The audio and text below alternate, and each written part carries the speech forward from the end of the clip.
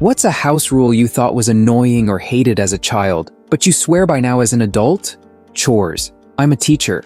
The amount of kids I teach that have no responsibility at home pretty much directly correlates to the ones with no responsibility for their schoolwork.